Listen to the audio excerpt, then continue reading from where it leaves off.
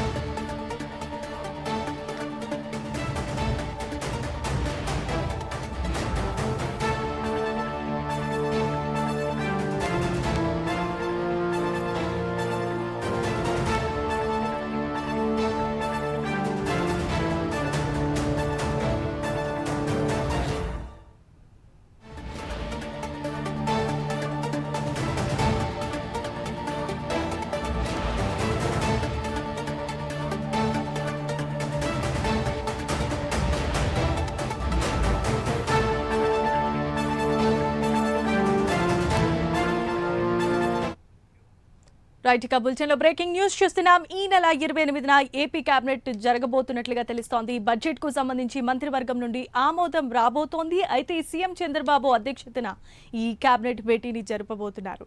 ఈ నెల 28న అసెంబ్లీ ముందుకు ఏపీ బడ్జెట్ రాబోతోంది.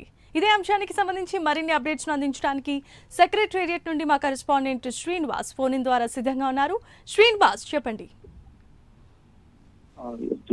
ఈ నెల 24వ తేదీ నుంచి కూడా ఆంధ్రప్రదేశ్ రాష్ట్ర అసెంబ్లీ బడ్జెట్ సమావేశాలు ప్రారంభం కానున్నాయి. అయితే ఈ నెల మొదటి రోజు మటుకు గవర్నర్ ప్రసంగంతో ఉభయ సభలు ఉద్దేశించి గవర్నర్ ప్రసంగిస్తారు. దాని తర్వాత కూడా సభ వాయిదా పడుతుంది. దాని తర్వాత 25న గవర్నర్ ప్రసంగం పైన ధన్యవాదాల తీర్మానం పైన కూడా సభలో చర్చిస్తారు. దానిపైన కూడా సీఎం చంద్రబాబు కూడా సభలో ధన్యవాద తీర్మానం పైన కూడా ఆయన కూడా ప్రసంగించే అవకాశం ఉంటుంది. అయితే ప్రధానంగా చూసుకుంటే ఈ నెల 28న కూడా ఆంధ్రప్రదేశ్ రాష్ట్ర సంబంధించి కూడా బడ్జెట్ ను కూడా ప్రభుత్వం ప్రవేశపెట్టేందుకు మొత్తం సమాయత్తమవుతుంది. దాదాపు 3 లక్షల కోట్ల బడ్జెట్ ను రూపొందించినట్టు కూడా సమాచారము. 3 లక్షల కోట్ల రాష్ట్ర బడ్జెట్ ను కూడా సభలో ఆర్థిక శాఖ మంత్రి పయ్యావుల ప్రవేశపెట్టే అవకాశం ఉంటుంది.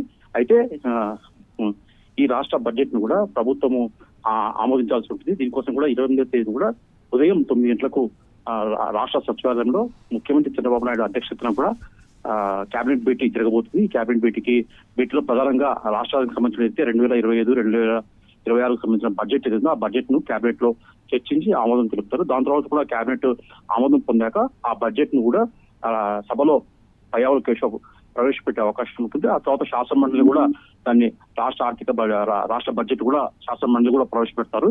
మొత్తం చూసుకునే మటుకు ఈ 24 నుంచి దాదాపు మార్చి నెల 20-25 వరకు కూడా దాదాపు 20 నుంచి 25 రోజుల పాటు కూడా రాష్ట్ర అసెంబ్లీ బడ్జెట్ సమావేశాలు కూడా కొనసాగే అవకాశం ఉంటుంది. జమీమా.